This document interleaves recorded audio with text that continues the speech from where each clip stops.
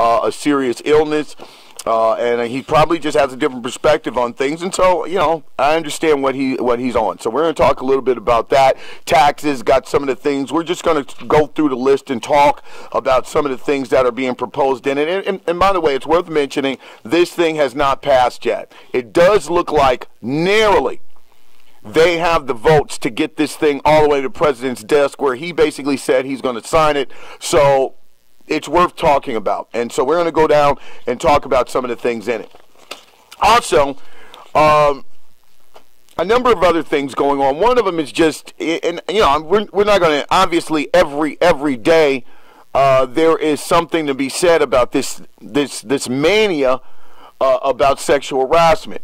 It is really swallowing up just one man at a time. I mean, Matt Lauer right now is the more famous one. New allegations are coming out about Al Franken again. But here's a sad one. And I take this, and I don't know him personally, obviously, but he is kind of in my Dick Hatcher, my Richard Hatcher category of people that I've always looked to ever since I was a younger man. And helped shape my politics, and that is Representative John Conyers. Earlier today, I almost, I thought this thing was going to go in a very sad direction. There was, we got news somewhere around 10 o'clock that the congressman had been admitted to the hospital because of stress-related illnesses. He has since, in the past 20 minutes, been released from the hospital. However, his problems have not dimmed. Another accuser has come out, and now you've got the head of the Black Caucus of Congress calling for John Conyers' resignation, as well as Nancy Pelosi has stepped to the mic to ask John Conyers to resign. He has had a press conference through his lawyer just about 15 minutes ago, and he says he's not. And so now you have a gentleman, and as I said before, this is not to, and I guess what you ask or what you say in a situation like this, or where I'm asking, what I'm putting out there is, does a couple of mistakes, and listen, John Conyers is a smart man and he's an attorney, so I'm not going to go out here and feign naivete on behalf of Congressman Conyers. But what I am going to ask is a couple of inappropriate advances worth the destruction of a man who risked his life, who's dedicated his life to the betterment of life for others?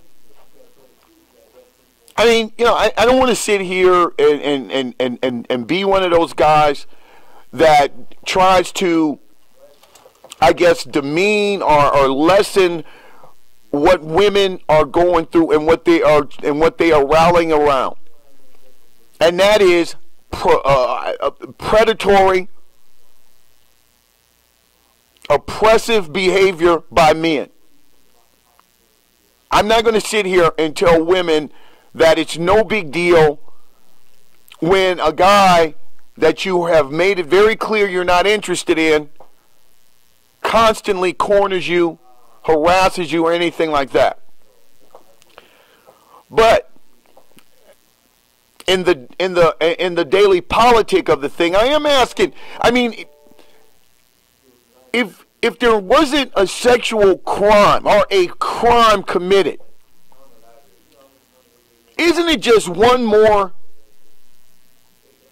I guess, dismissed past? I mean, listen, I'm not a woman, but coming from the world of guys, I think maybe it's as guys, we assume that women on a daily basis are getting propositioned and men flirting with them. That's what men do. That's what, we're the aggressors when it comes down to courtship. Now, things have obviously changed. Women now ask, guys out on dates. Women now sometimes make the first move. But traditionally,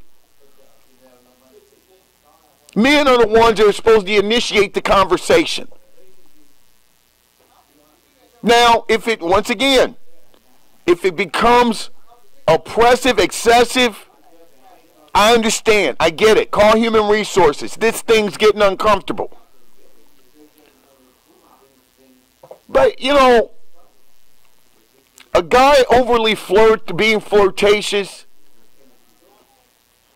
is it to the point now where we want to, I mean, is there really about to be a full-fledged war between the sexes again? And maybe I'm just getting a little emotional or perspective about this because it's John Conyers. I don't know him from Adam. I know him from afar, the historical, biographical aspect of his life.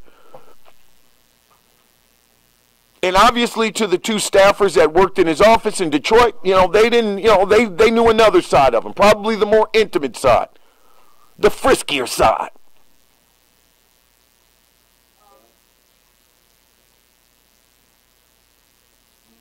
But where was the conversation when this happened? Obviously, they've transitioned out of his office. There's nothing that has changed about John Conyers' situation now that did not happen, that wasn't in existence then. That's what I'm saying. If it was just so horrible that you really run the risk of destroying a man's legacy, that the second woman was very flippant. That's why I've kind of changed my tune on this. There has to be something. There's got to be some kind of. We've got to slow down on this right now. Men are being persecuted in the court of public opinion. There is no trial. There's nothing. Guys are admitting that they maybe have been a little bit creepy, but we are crucifying guys right now, and they are losing everything in the court of public opinion with no recompense for them to get their integrity or their dignity back. And it's getting out of hand. Matter of fact, they're add another name to the list. Russell Simmons. He has been forced to resign from all of his companies because of sexual inappropriateness allegations. So Russell Simmons, put him on the list. Also, there's a Texas congressman.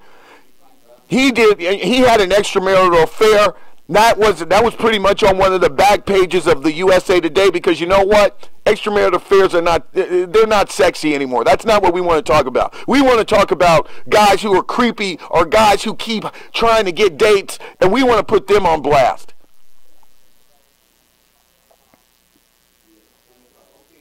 But this thing we've got to reach some kind of conclusion about where this is going. Because every day there's a guy that is being had his name on the list, and he is done. Now, as I said, this doesn't excuse the creeps like Harvey Weinstein, apparently Matt Lauer, Charlie Rose, you name it, all these guys that, listen, I'm a young man. I've been a man. I've never been in a position or ever been in a situation, in particularly at a job, in which my move was, hey, guess what, come to my office, and then you walk in and my pants are around my ankles. I don't know, maybe that's the new move right now, because a lot of these guys, that's their go-to, drop and trowel. But for those guys who just did not get the hint that she's just not into you, do they have to be crucified and lose everything? I don't know. So, as I said, I mean, it's the Conyers, the Representative Conyers story is just, it really, when I heard this on the wire, somewhere around 10:30, that he had been admitted to the hospital, I just thought that this is going to be the first casualty of this stuff. Representative John Conyers, he has since been released, but he is not at work, and he says he is not quitting, and now you've got an embattled congressman fighting against his own party.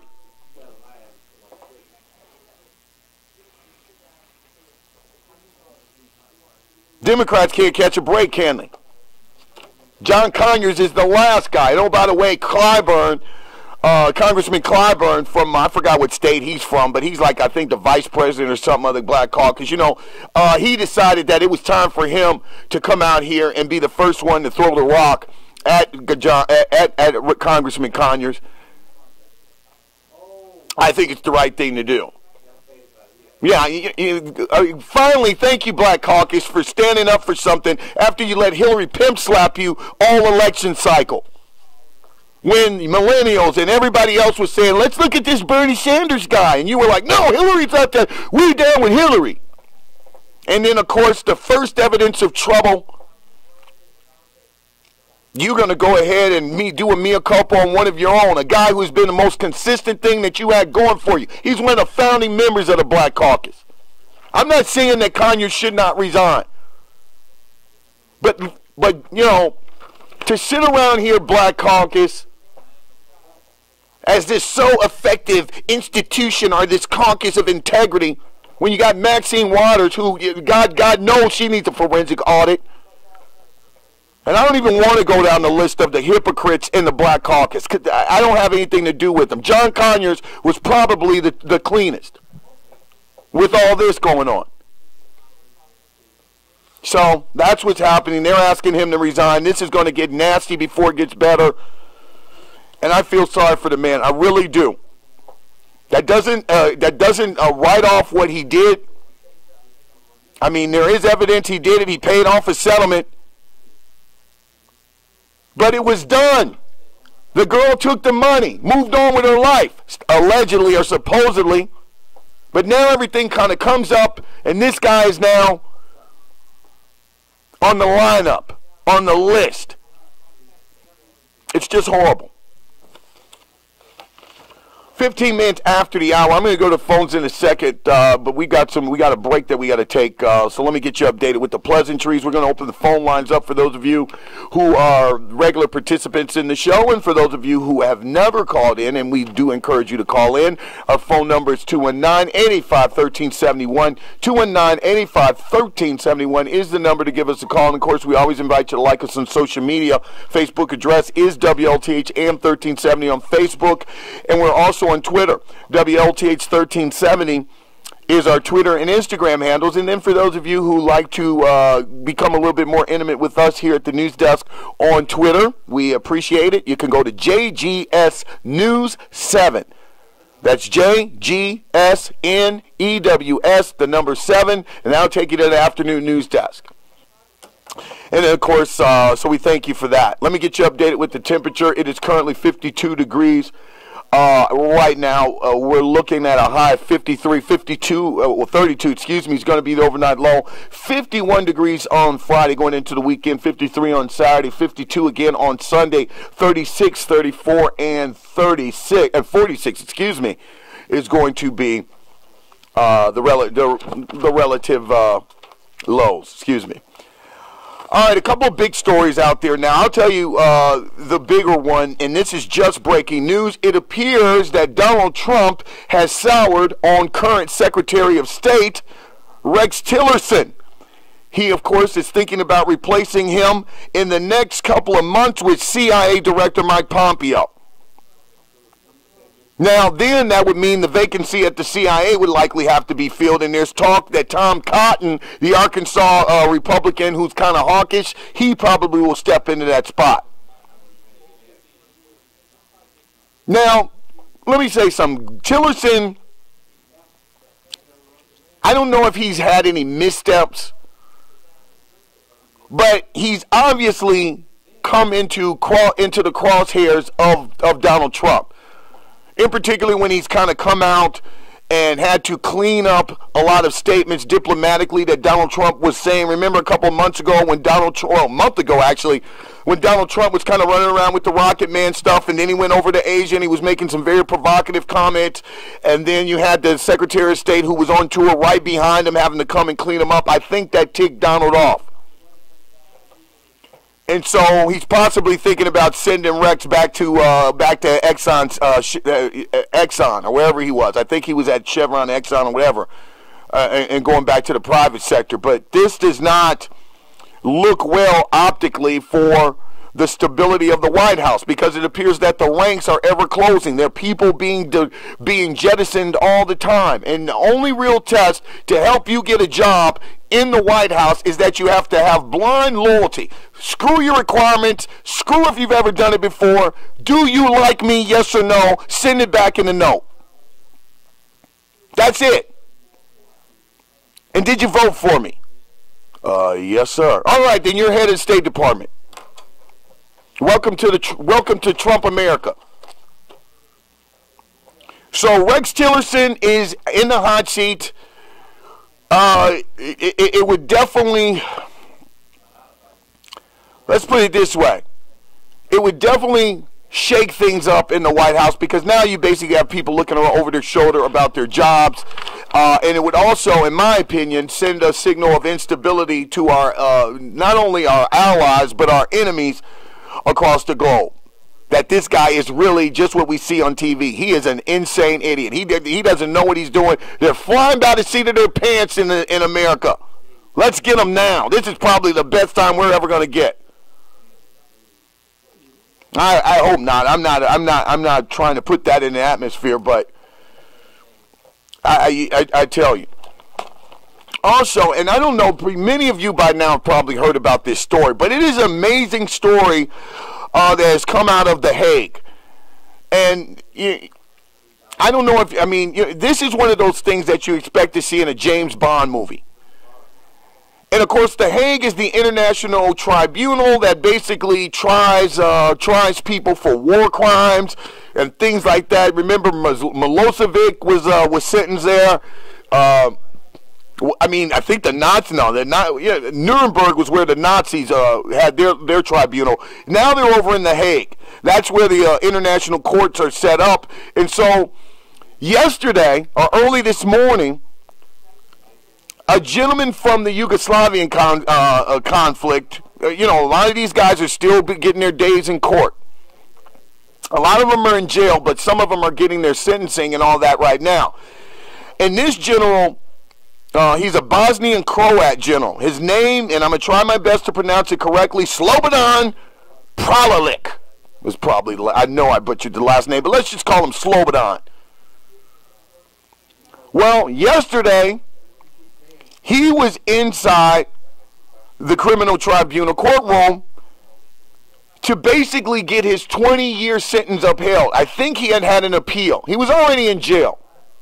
And he's a former Croatian general who his defense was, and a lot of these guys' defenses are this, and even though they are accused of doing horrible things, I do sit and think about their defense. And his defense was, listen, I'm in the military. My leader told me to do these things. This is what was going on. Well, I think that's probably kept him from the gallows, but he did get 20 years. Now, he's 72 years old, so they knew that he was going to probably die behind bars. That's, let's just cut to the chase. But anyway, listen. So he's at the sentencing yesterday. And right as the judge says, you know what? Basically, I'm going to uphold this. I've heard all the evidence, blah, blah, blah, blah, blah. Thanks for coming, blah, blah, blah. They're rereading the charges out. And the judge basically says, you know what? I'm upholding the 20-year sentence. Well, right after that, Mr. Slobodan Pralic or something. I want to say his last name so bad, but I just can't. So we're going to call him Slobodan. He screamed out at he didn't scream it. He kind of looked at the judge in a very solemn, boyish Yeltsin-looking face, and he said, you know what? He said, Slobodan is not a war criminal. I am rejecting your verdict with contempt. And then from his pocket, he took this little black vial and swallowed it.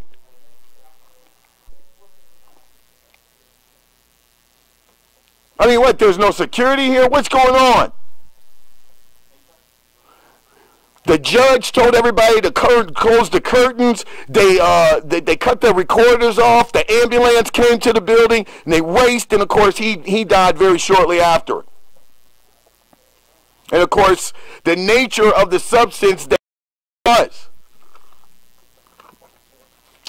Tell you what, we're going to take a break. When we come back, phone calls. 219-885-1371. You're listening to the News Desk right here on WLTH. With you regarding the open enrollment period. Open enrollment for 2018 will run from November 1st, 2017 to December 15th, 2017. For more information regarding open enrollment for 2018, you can contact the Health Navigator at Community Health Net by calling 219-886-8980. If there's a hot topic, it's going to be talked about on AM 1370 WLTH, the voice of the region.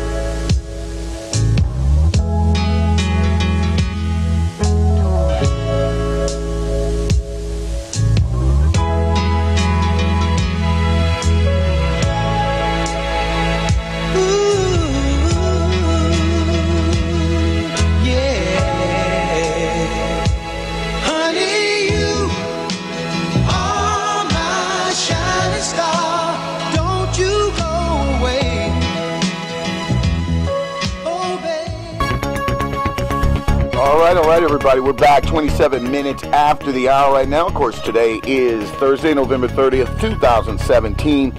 And this is the News Desk right here on WLTH. I'm Jeffrey Smith. We're going to go to phones in just 1 second. 219-885-1371. 219-885-1371. And today, basically, we're going to be, in just a few, we're going to get into this tax Senate Republican bill. It's still it's gotten out of committee. But they need to have the official vote. Looks like they have it. We're going to find out what is exactly in it. This thing, it inked through, but it does look like this might be the version that goes forward and makes it to Donald Trump's desk. And, of course, Donald Trump, looking for any kind of victory he can get, is more than likely to sign this. He's going to sign it. So might as well find out what's in it. Well, I mean, you know, obviously there are a lot of experts, economists, and things like that who have come out from both political persuasions and have said that, you know what, I don't see this growing the economy. Now, it's going to provide relief in some areas.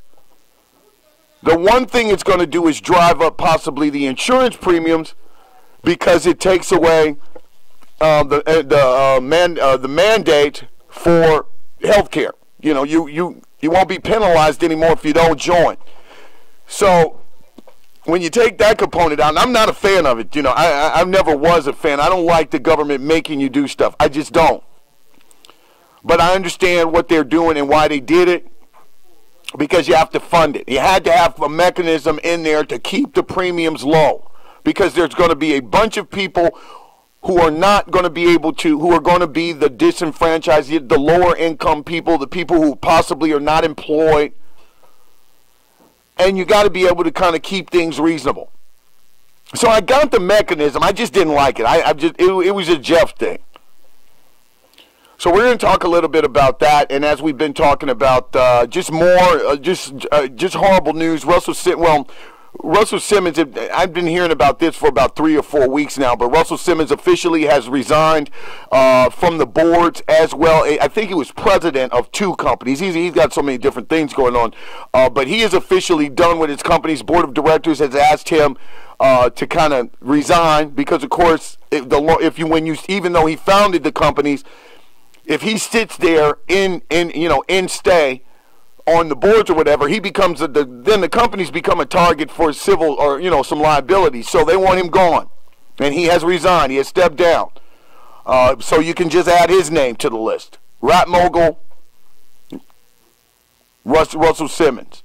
But my thing was about John Conyers. He, of course, was admitted to the emergency, rushed to the hospital earlier today. Doctors and medical staff at the hospital said it was stress-related illnesses. He has since been released. And now Nancy Pelosi and, by God, the very highfalutin Black Caucus have decided that it's time he goes. And they're just not having it anymore. Forget that his name is one of the founding fathers of this thing. Forget that he's probably the most legit member of the group. But, he's got to go. Forget that Maxine Waters' husband and the scrupulous type of finances that she declares on her taxes versus the house and the assets that they have in her district of California that is technically might not be her district that she represents. Forget all that. John Conyers needs to go.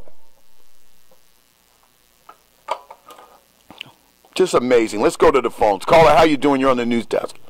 Well, God bless you, Jeffrey. How you doing this afternoon? I'm doing all right.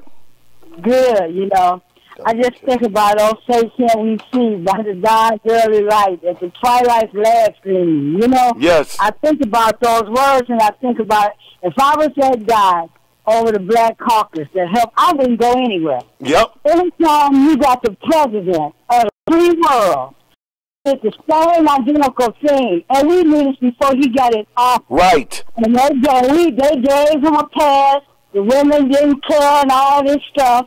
And now all of a sudden it means so much. I'm a woman, and I hate that it happened.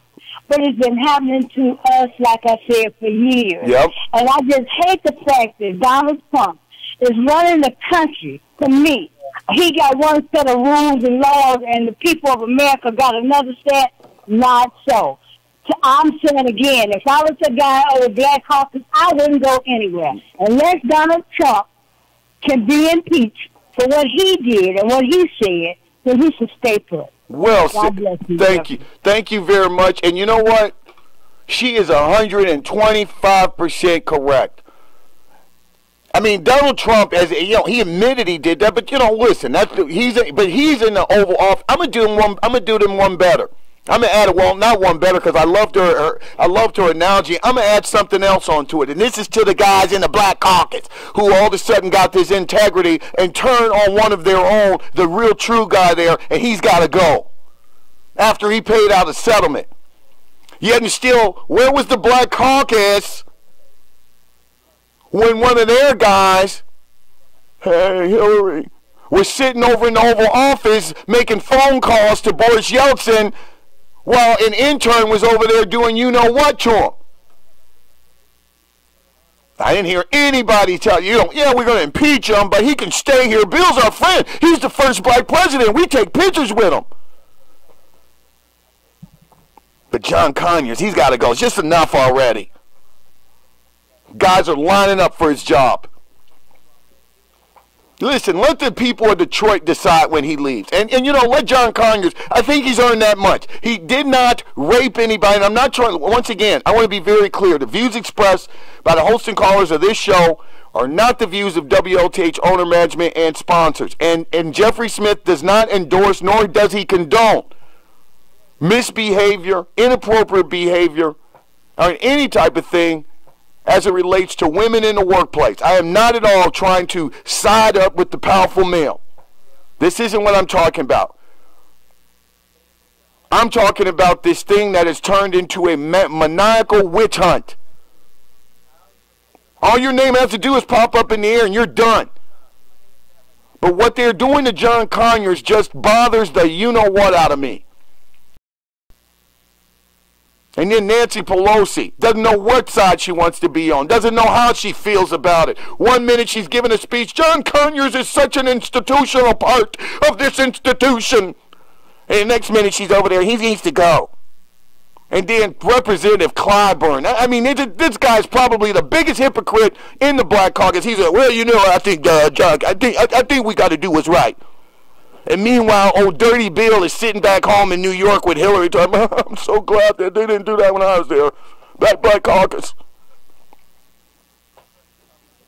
They were running around campaigning for Bill Clinton to get reelected.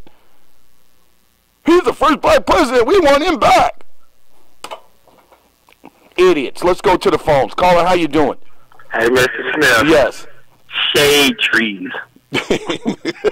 Shade tree politicians. Yes. They got a little shade tree and everything. Yeah. I think what's going on, Jeffrey, is you got a lot of powerful people that's been in their position so long that somebody else wants the position, and they know these people are not going to leave. And the people are not going to vote them out, so the best thing for us to do is say sexual harassment. Yeah.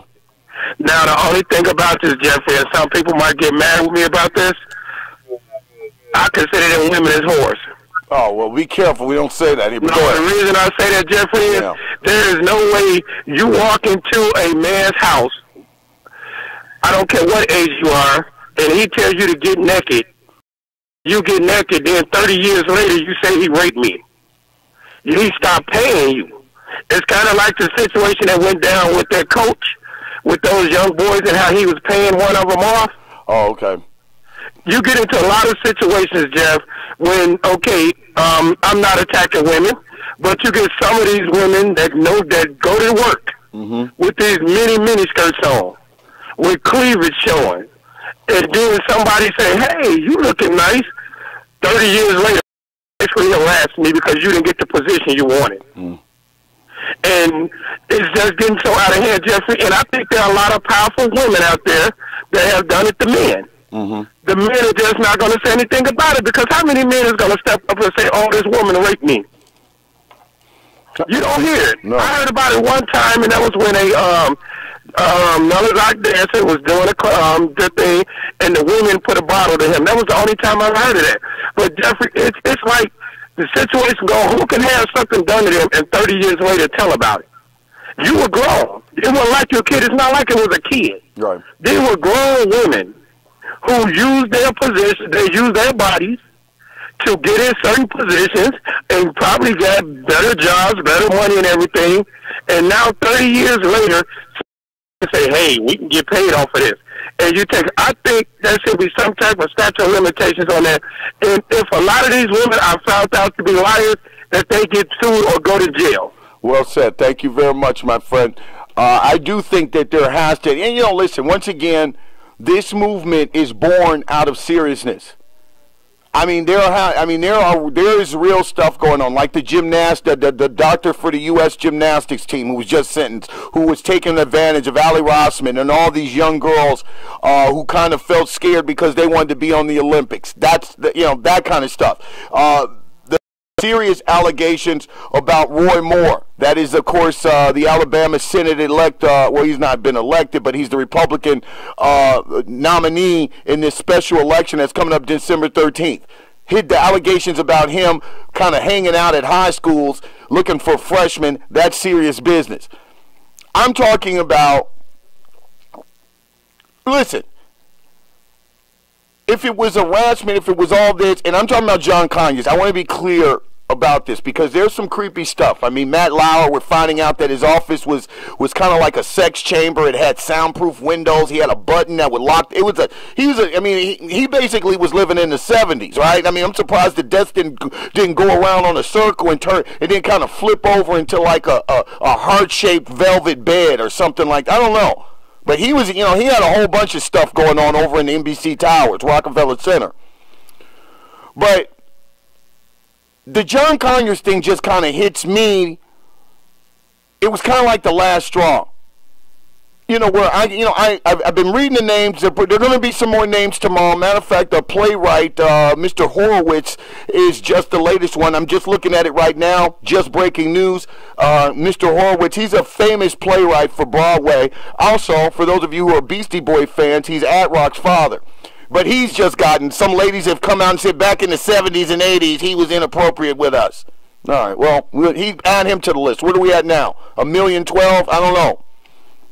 But the John Conyers thing gets me because it's been settled. Now, is it fair to question it? Is it fair to come out and have a conversation about his behavior? Yes, it is. I don't know John Conyers personally, and I'm not here to talk about what kind of person he is. But what I am saying is that there was a settlement. And I believe this. If somebody wrongs you, and you get them, and you hem them up, and you say, you know what, you wronged me, I'm going to go public with this unless. And then they go out and say, okay, what's your price? You say, you know what, $25,000. I got bills and I want a new car. All right, you sure? $25,000. You take the money, the transaction's done. You can't come back 40 years later talking about, it's just been so hurtful. What about that Cadillac you driving? I gave you 25 grand. You took the money. You have been made whole again. But obviously that doesn't work anymore. No integrity in the shadows.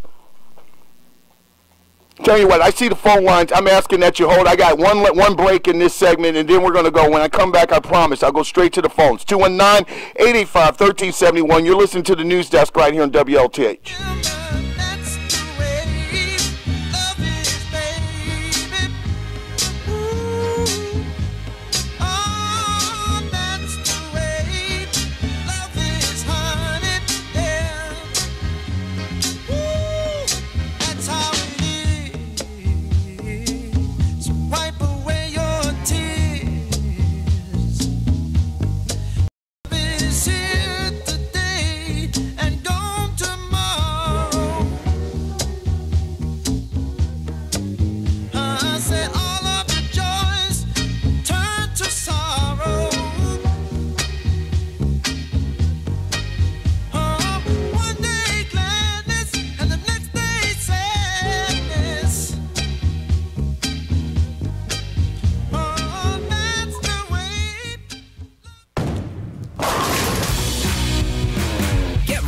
Majestic Star Casino and knock down some big wins in November.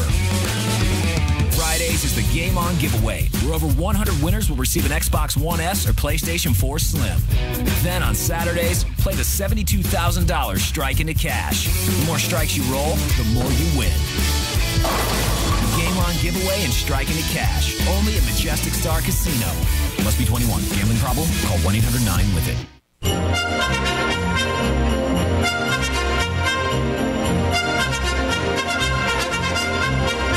'Tis the season for wishes of cheerfulness, and fun times. WLTH AM 1370 invites our listeners to share holiday greetings over the airwaves. Call 219-885-1370 for details and pricing. Take a moment to send sparkling messages of inspiration and encouragement. Give a gift that verbally communicates your heartfelt message. It is the reason for the season. Time is passing quickly. Call today, 219-885-1370.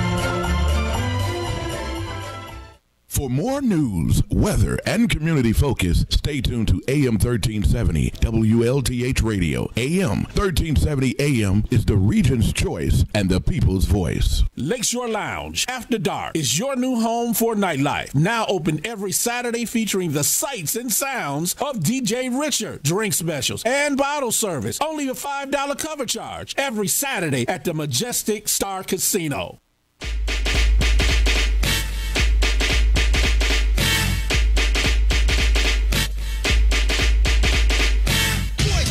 Yeah, Spider-Man and Freeze in full effect. You ready, Ron? I'm ready.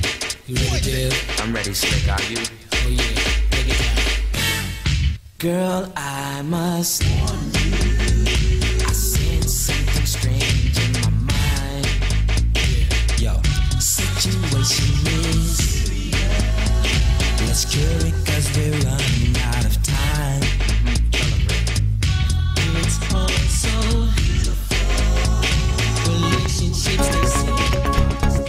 I so hated to interrupt PBD, but I got to get back to work, guys. Sorry. All right, let's get ready to go to the phones. 219-885-1371. 219-885-1371. This is the News Desk. Caller, how you doing? Good morning. Good afternoon. Yeah, I knew you would get it right. Yeah, what's up? What's up, Jeff? Nothing. Hey, man, we're going to keep this in perspective. Okay. Because you was primed to hear this. It started, you got to think about it now.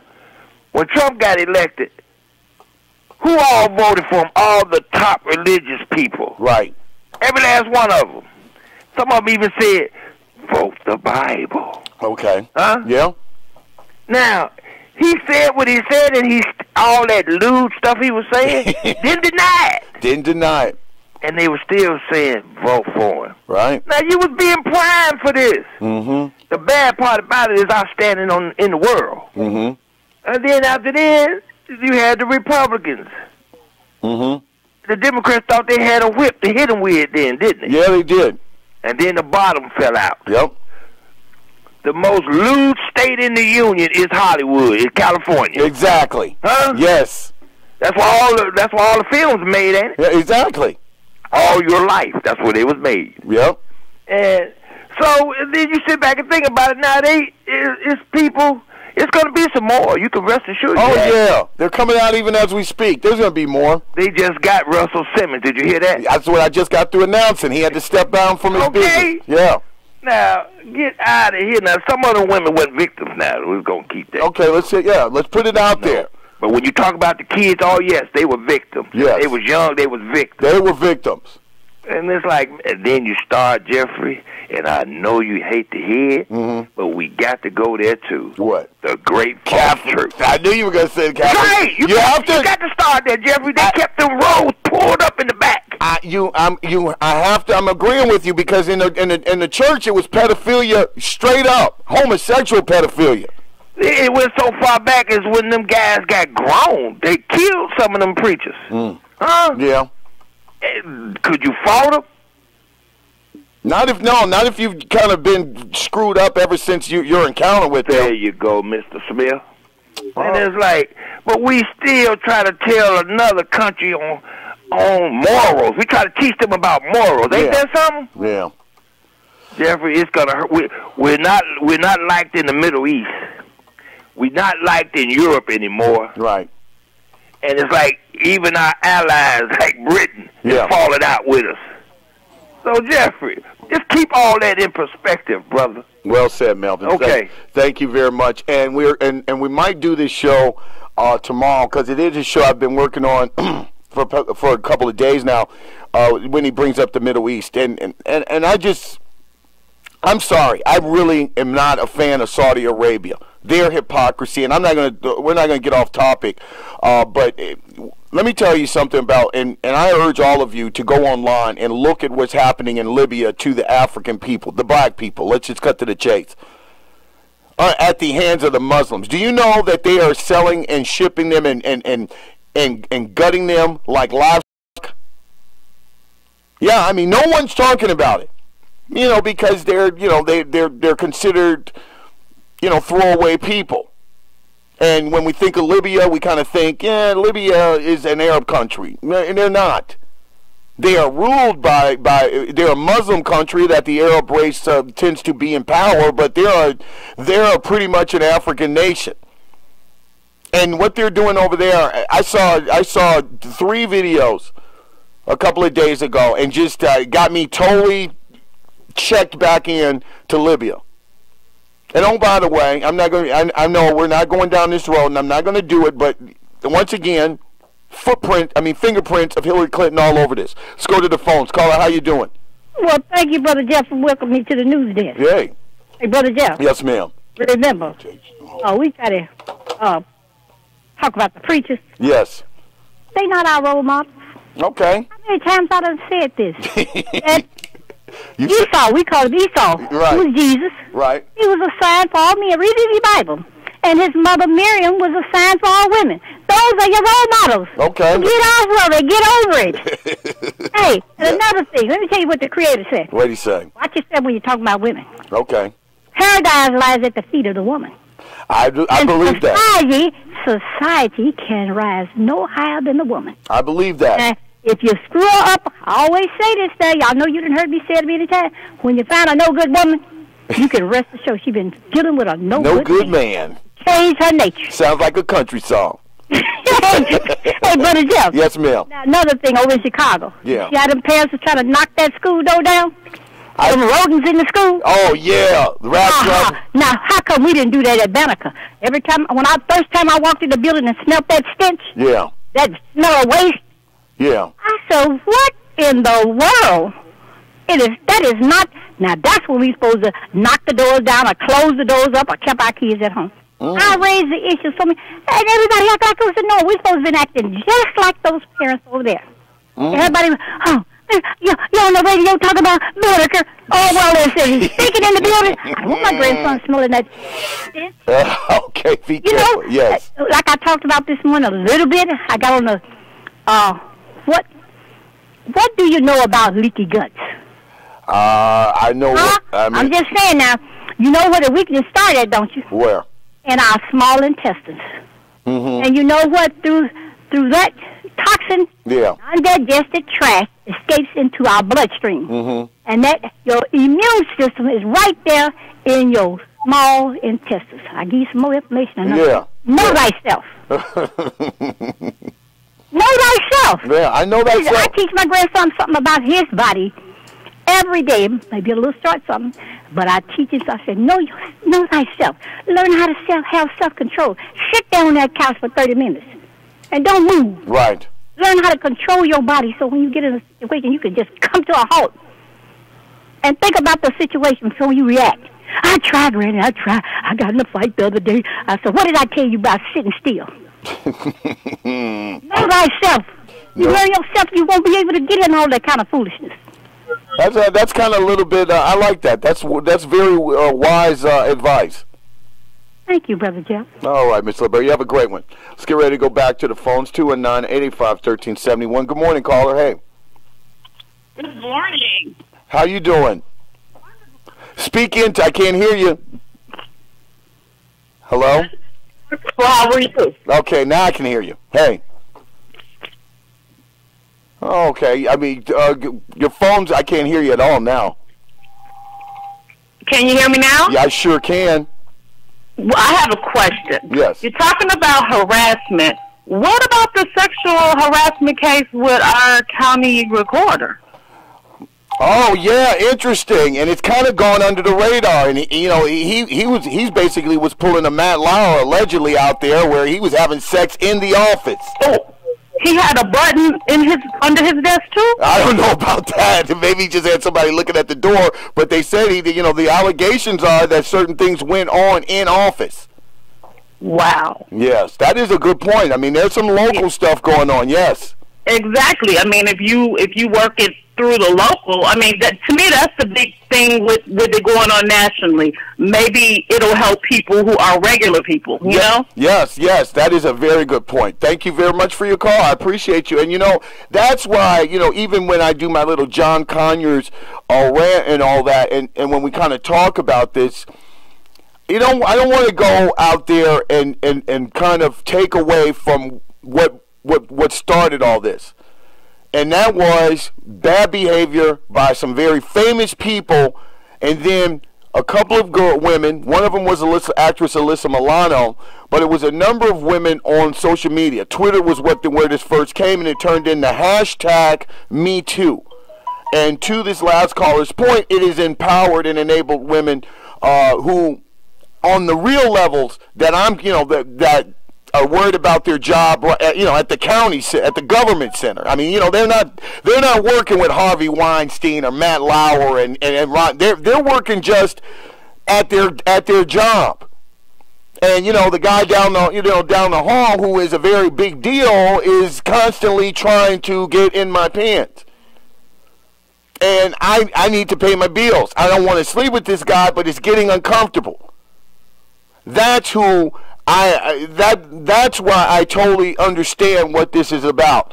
But this whole maniacal thing that this has turned into, where it's kind of like it's like a big Schindler's List. Every day, let's see who famous guy. It really, you wake up, and I get up early. So you get up and you turn the TV on at about 3:20 in the morning, and you look and you say, who's now? Who's next? And to be honest with you, to just watch the dismantling, like I'm over here right now looking on my screen in front of me, and I'm getting some feeds from the New York Post, which is the tabloidish version of the New York paper. I mean, you got the New York Times, which is very, you've heard me read articles and op-eds from the New York Times, but they're one of the more read newspapers across the country. And then you have the the Wall Street Journal, and then you got the New York Post, which is basically like the Enquirer. And right now they are just, they're just having a field day with Matt Lauer. And, I understand it sells papers, it's the whole thing, but the way they're tearing them up, I mean, they call them purple. I mean, I'll read you a couple of things on the new headlines. The New York Post and the New York Daily News. On the front cover of the New York Post, it says, Pervnado Special. Spitzer's leash fetish, Prairie Home pervert, sexual congress, Dirty Rock, lawyer Matt Lauer exposed self to staffer, fired by NBC. And then the NBC Daily News, the New York Daily News, which is another tabloidish rag over in New York, says NBC boots Lauer as harassed fiend, $25 million man made office a sex dungeon. And then they've got his picture in there. At the bottom, the headline says, Today's Perv, using the Today Show logo. I mean, it is what it is. Let's get a phone call, and then I got a break coming up. Caller, how you doing? You're on the news desk. Jeffrey, I ain't calling a long time. Hey, what's going on? I think you better read that it's fun. All right, the views expressed by the host and callers of this show, not necessarily the views of WLTH, owner, management, and sponsors. And I would take responsibility for what I'm going to say. Okay, go ahead. No cuss words or nothing. All right. Ain't nothing new under the sun. They've been doing this for the longest. All you have to do is look at your days of the week, named after Greek gods, right? Yeah.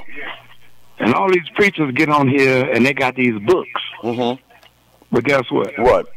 They don't follow it. Okay. I was listening. I ain't called for 6 months because I wanted to be positive. And this is for all the citizens that say in Gary, Indiana. Yeah. Our city. Turn toward the east and pray to God to save us, because that's all we need. We don't need nothing else. See, Jeff, everybody always talking about what you need to do. Right. Take care of your family. Change your baby diaper. Feed the food to the kids. Right. Raise them. Right. I know. I'm gonna say this, and I'm gonna be done. Okay. Check this out. Yeah. We all know we're in slavery, right? Okay. You ever saw the slave master teach his kids to be better than him? That's interesting. Can't say I have. Okay, but check this one out. Yeah. I'm gonna leave you with this. Latrice and Tommy, I really appreciate y'all because I don't know how long y'all gonna be on the air. Yeah. Because y'all telling the real truth. Let me tell you what's wrong with the Gary schools. Yeah. The people. You gotta teach your kids at home. See, they used to call me patches when I was little. Yeah. Let me tell you why. Why? Because I had patches on my blue jeans. You don't have to go buy new clothes every time. Just watch the ones you got. Look at you kicking some wisdom. I like it. Hey, but look, Jeff. Yeah. I have to leave you with this. All right.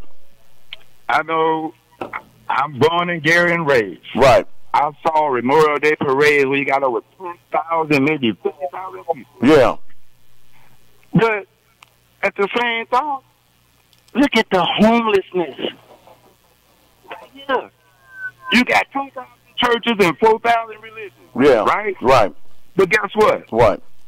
They're all their own individual. But guess what God said? Right. When he told Jesus. What? Who's going to throw the first stone? Well said. We all are come short. Yes. Look at you. Okay. Hey, Jeff. Yeah. I'm going to say this because I know you're going to go. Yeah. But listen, all these religions, all you politicians, this is what I want y'all to do. Look in the mirror and see if you're doing the same for your constituents. Because you know what? What? They don't. See, once you really get down to it, you got to find yourself. You got to raise your children, plant you a little garden. It don't have to be no 10 rows, so you can start with 3. Yeah. Because, see, we come from a great tree. Everybody ain't got the same clovers that we come from. See, we God-chosen people. Mm-hmm. But see, we don't listen. We're so foolish. You're going in and out on me. Your phone's... Heaven Yeah. declare the glory of Yah and his firmament short children. All right, my... So live a righteous life and change your diet. All right. Leviticus 11, what God said, I don't care what nobody say. If you don't eat pork, shrimp, fries, or whatever, Yeah. at the end of the day, you still got to take care of your children. All right. Thank you very much. I like that. All right. We're gonna go. Going. Yeah. Because I'm telling you, hey, John. Yeah. You're a smart young man. Well, I appreciate it. Thank you. And I appreciate it. I looked you up, man. I'm telling you, you could be coming with stuff they didn't even think about. Well, because why? Their mind is closed. 360 circle. All you have to do is look at each person. Because, see, it's good in everyone. Right. Just pull them to the side and tell them. See, we like to confront people in front of people. Mm-hmm. Pull them to the side and say, look, you know you're not doing right. Love them. See, correct and love, Jeff, and you'll get them. All right, my friend. All right, come on, because I got a break coming. Go ahead. Go ahead, Jeff. I love you. All right, thank you very much, my friend. That was pretty inspirational. We're going to go to the phones in just a second. Let me go ahead and take a break. We're at the top of the hour, 1 minute past it, as a matter of fact. You're listening to the News Desk. It is a beautiful Thursday, November 30th, and we'll be right back after this. How I feel. One word can close this deal. Baby, be my queen of hearts. Please give me that love you got. I want you say yes, don't say no. Make me feel good, kiddo. Maybe I'm just wasting time, but can't get you off my mind. And you could make me feel so good. I know you could if you only would. I want you say yes, don't say no. Make me feel good, kiddo. I wrote you a 6-page letter. I called you on the phone, but you started talking about the don't you know that's wrong? I can't stand this playing around. Help me up, don't let me down. Kiss me, baby, tell me so. If you love me, let me know. Won't you say yes, don't say no.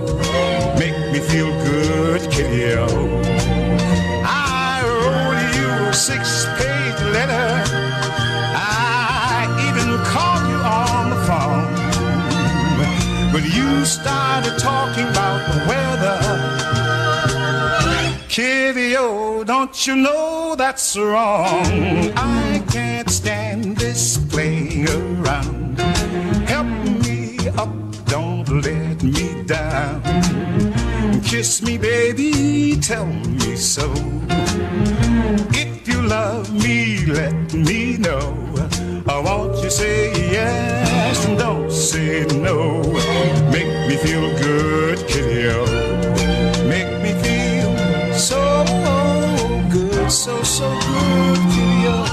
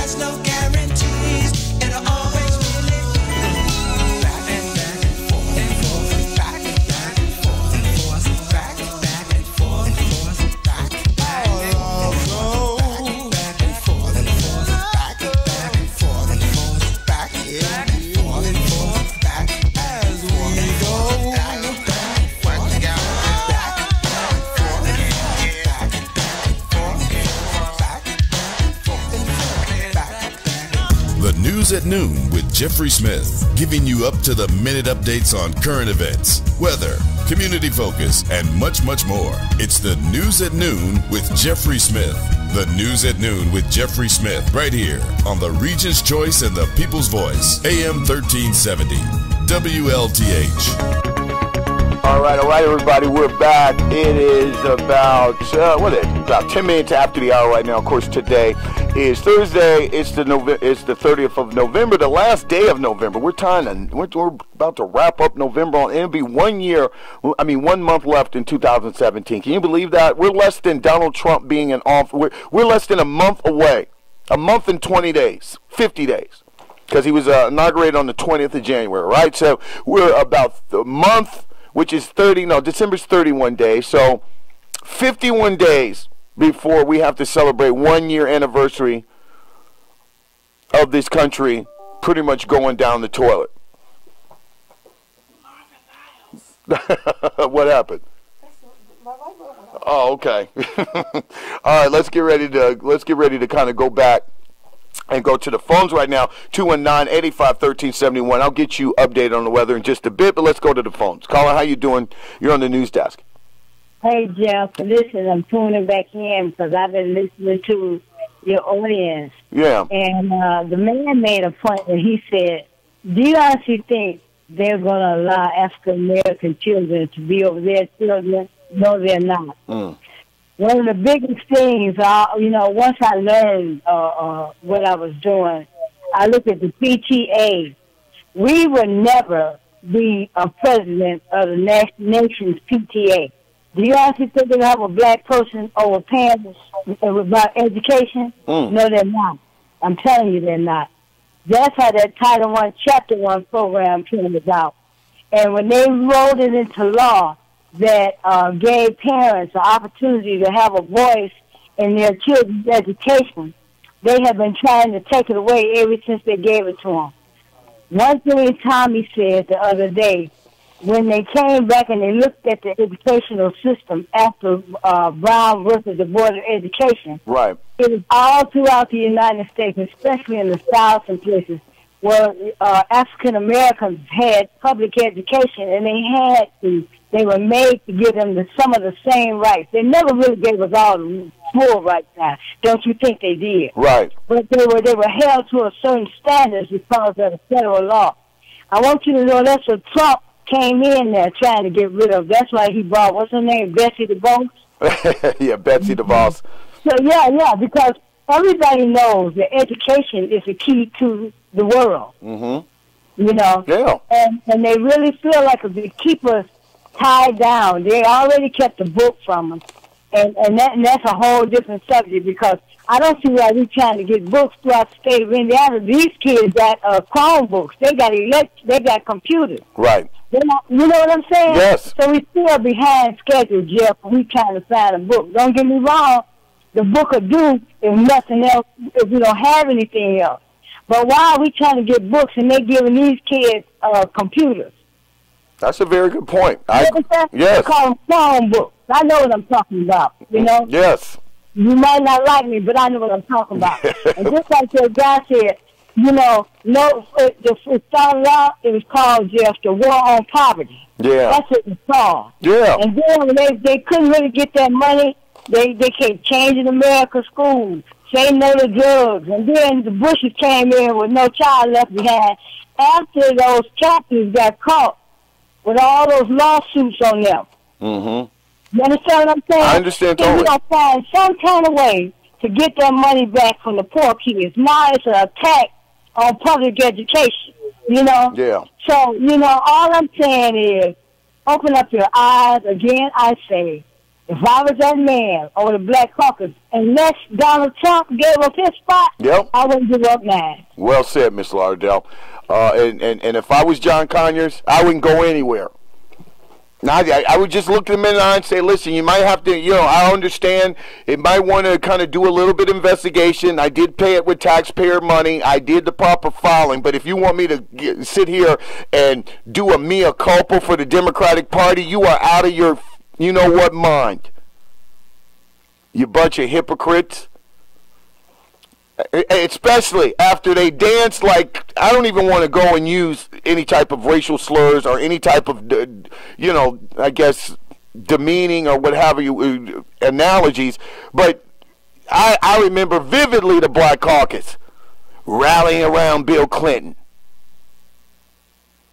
Rallying around the Republicans. Yeah, Bill Clinton, what he did was wrong. We're going to censure him. But we can't stop our agenda. Bill's the one that's fighting for us. He's a black president. And now one of your founding guys, okay, he did something wrong. He owned up to it. He made a settlement.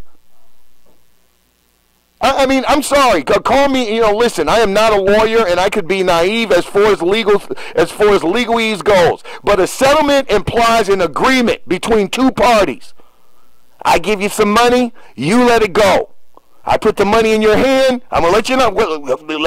Let's understand this. You cash this money order for $25,000, you don't got a case anymore. Do you understand that? Yes. All right then. 30 years later, I was uncomfortable.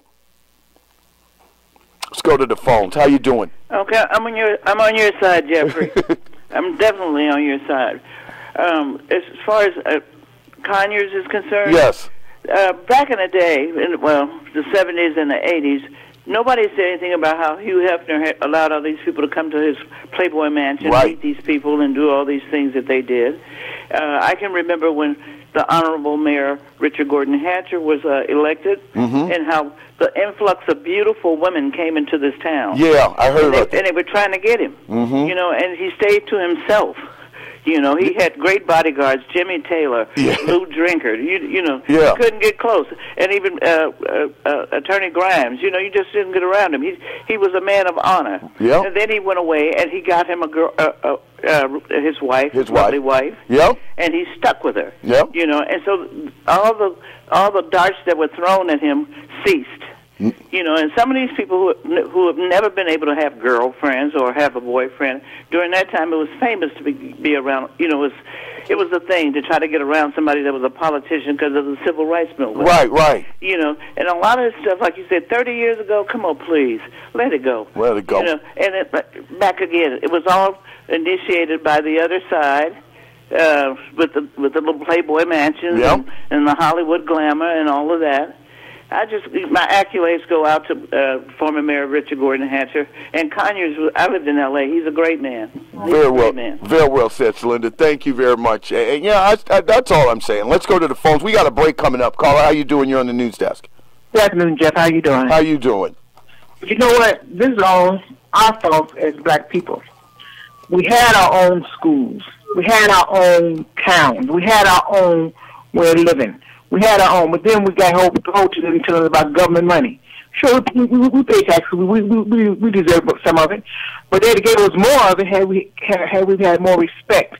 Like the Chinese come here across the water, ain't putting nothing down here as far as life is concerned. Blood and sweat and tears, but they get everything. And then they get their way of making a living. Anybody went to their neighborhood burning their stores down.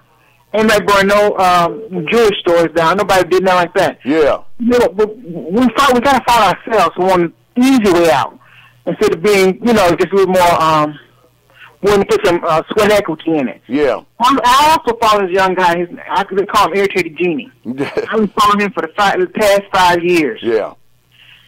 And he was talking about war on the horizon. Not physical war where we're going to be shooting, carrying on like that, but he's talking about a war as far as survival. Right. He spoke on getting your own schools, getting on this, getting on that, and whatever to be able to survive. Because when this thing goes down, like it's going to go down, it's not going to be a race war. It's just going to be economics. It's not going to be race. It's going to be economics. Okay. When it goes down like it's going to go down, those ones who are prepared will survive, and the ones who are not prepared will eat up on the ones that are prepared in order for them to survive. Good. Thank you very much. And another quote from the very dynamic lawyer who is representing Congressman Conyers, basically said, and I'm going to quote him, this brother's got Nation of Islam written all on him, but he's a very, very articulated young man. He basically says, Nancy Pelosi, and I'm quoting him, says, sure as hell isn't going to pressure John Conyers to resign. God bless him.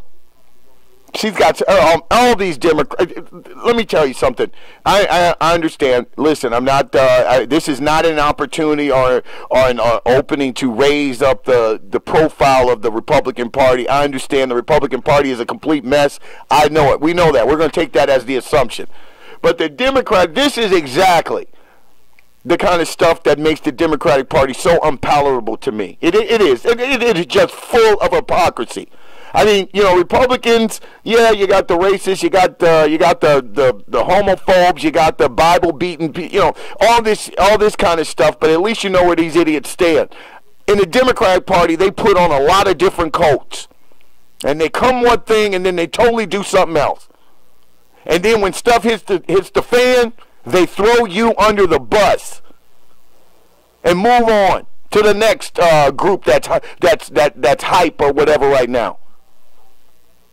How dare they? Tell you what, let's go ahead and take a break. When we come back, more phone calls. 219-885-1371. You're listening to the News Desk right here on WLTH.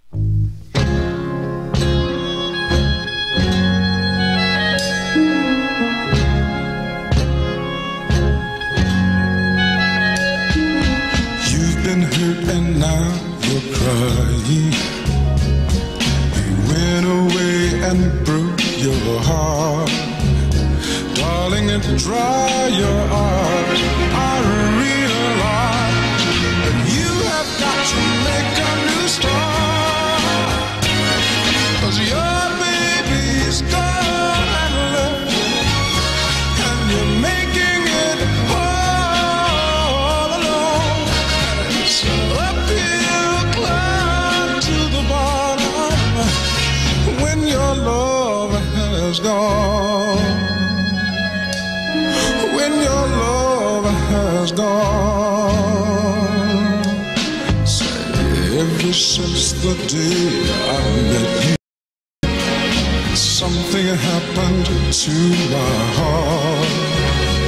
When I looked at you, all at once I knew that we would never, ever part. Yes, your baby's gone and left you. But I'm counting on you to make it on your own. It's an uphill climb to the bottom when your love has gone. When your love has gone.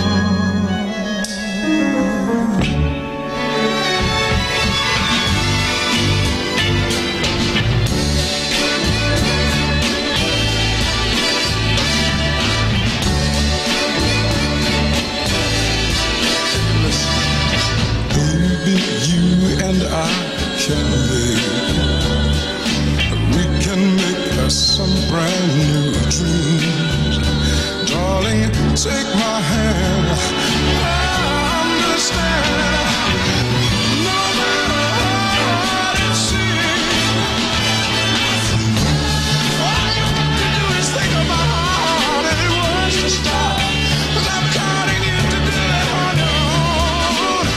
My baby, I know it's an uphill climb to the bottom. Oh, when your love has gone, all you got to do is call me just one time.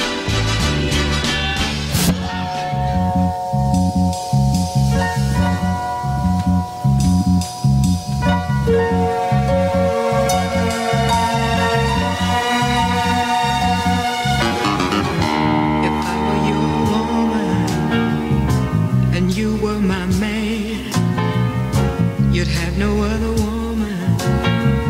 You'd be weak as a lamb if you had the strength to walk out that door.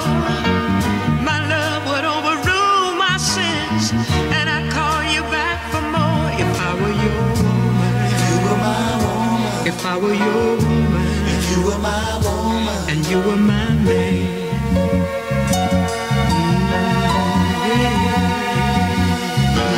Yeah. She tells you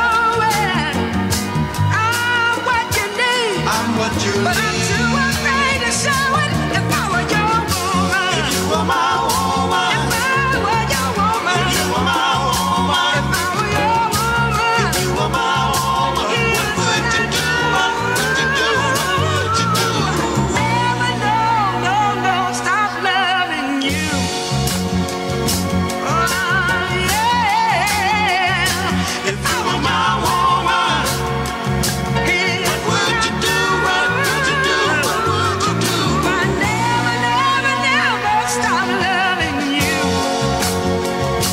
If I were your woman, your sweet loving woman. If you were my woman, if I were your woman. If you were my woman, what would you do? If you were my woman, if I were your woman. If you were my woman, what would you do? If you were my woman.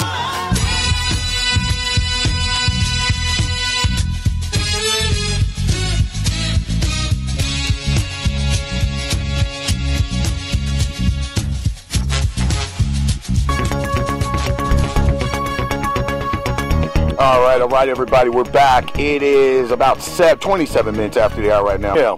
And she talked, and one of the things that I really admired about her, all of her movies, I like her movies. Yeah. I like the roles that she played. And she said the one thing that she did was she kept her job. Mm-hmm. It wasn't just Hollywood. She kept her outside She job. kept her outside gig. Make her a living. Right. Because she said there were certain, because they asked her, why didn't she play certain roles? Why Right. didn't she get into this? She said, because I kept me a job, and there were certain things I did not want to do. Right. And see, that's what a lot of times young women and men perhaps want to try to advance their careers. Too fast. Then they do things. Yes. And then they want to come back later and say, I was forced. Right. But you really weren't. That was something you chose to do. That's a very good point. See, I thought about her. She said, I kept me a side job. Secretary, she worked as a secretary. She did jobs. Right, right. She went on a job. But see, a lot of these people want to be pretty. Yeah. And they want to be pretty, play the pretty role. And then, it's a bad thing. Now, when you mentioned about children is different. I don't want to put them in that category. I'm talking about grown women. Grown adults, right. Grown women that have a say in what they do in their life. Right. And they make a conscious decision. And then they want to come back and say harassment. I don't go too long with that. You got a 40-year memory, and it's perfect. Right. And I'm 40 years. It's hard for me to try to remember. Exactly. But then on top of that, you've taken money to say that you Thank you very much. that you were made whole again. Say, you know what? That's what courts do. Courts are supposed to make you whole. Yeah. Not trying to put you in another tax bracket. Right. But here's the deal. I think that a lot of women, and I'm not saying it didn't happen. Now that man that had that room where he locked people in the room. Yeah, Matt Lauer. Yeah. He might as well get a and call himself a pimp. Now, or what was he up to? You know what I'm saying? Yeah. I'm just saying some of these women who of their own accord went in and did things, then I don't think you can truthfully come back and say someone did something to you against your will because you were willing to do it. Well said, Ms. So advance your kid. No, on this other thing, Jeff. Yeah. You was also speaking about I had wanted to tell you about Cicely Tyson. Go ahead. Taxing. And then another thing you were speaking about, you was talking about earlier, with John Connolly, the man. The Representative Congress. I agree.